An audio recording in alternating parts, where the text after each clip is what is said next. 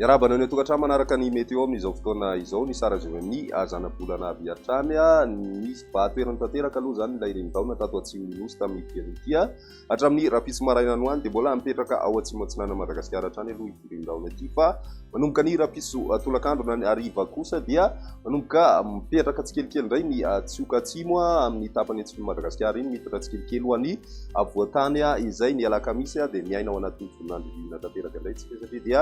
mahazo vahana tanteraka indray ny avaradraza ny maripana ihany koa manomboka ny rapiso tolakandro androany dia efa manomboka misy fidirana tsikelikely ny maripana ho an'ny avoatany sy ny ilany atsimon'ny Madagasikara iny ary koa ny any amin'ny morontsiraka atsinanany nosy ny toetrandrontsika ho an'ny rapiso vao maraina dia mety mbola isy ny zavona ho ana faritra sasany amin'ny avoatany manorana tandrikiraona kosa ho an'ny morontsiraky ny faritra atsimo atsinanana sy ny faritra anosy ary ny any amin'ny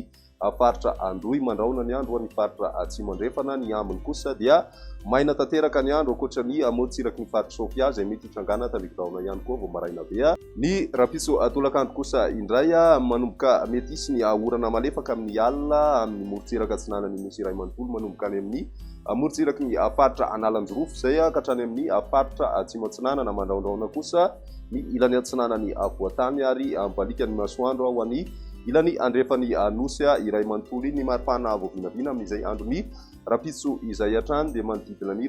ka hatramin'ny 3 ny ambony indrindra ho an'ny avoatany 10 degré celsius kosa ny ambany indrindra hitantsika any amin'ny faritra Ivakinankaratra ny morontsiraka kosa 5 ka hatramin'ny 20 degré celsius any amin'ny ilany atsinanana ary 20 ka hatramin'ny 17 degré celsius ho an'ny tapany atsimo andrefany nosy ary ny any amin'ny tapany avaratra andrefana kosa misy mahatratratra any amin'ny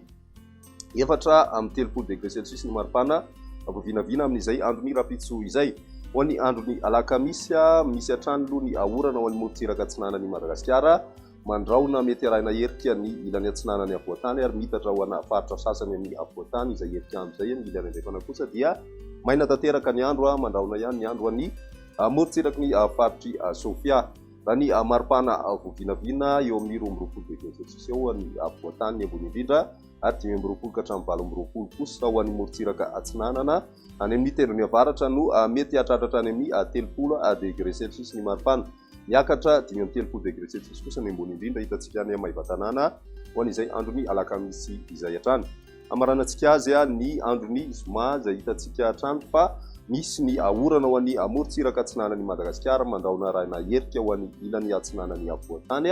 ary ny ilany andrefana kosa dia ny masoandro no hivahatoerana amin'izay androny zoma izay ny maripana voavinavina fanaky amin'izay eo amin'ny 20 ka hatramin'ny 12 degré celsius eo ny ambany indrindra ary mahatratra 13 degré celsius kosa ny ambony indrindra ho an'ny avoatany raha ny ilany atsinanany nosy na ny morontsiraka atsinanana dia 17 ka hatramin'ny 19 degré celsius ary ny any amin'ny ilany andrefana 17 ka hatramin'ny 13 degré celsius mbola mijanona ho 18 degré celsius hatrany ny maripana ambony indrindra hitantsika any amin'ny faritra Betsiboka iny hatrany no misy an'izay amaranantsika azy ny tany falitoandrivotra misy teto Antananarivo atony amin'ny ankapobeny izay tany falitoandrivotra izay ambony fetrany OMS avokoa ny rehetrarehetra voaray fa raha ny mandrafitry ny toetry ny andro ato anatin'ny 3 andro no jerena dia avinavinainy hijanona ao antonony izay tany falitoandrivotra izay ho Antananarivo izay ny météo tamin'ny tian'io ty rapiso iray fotoana manaraka velomana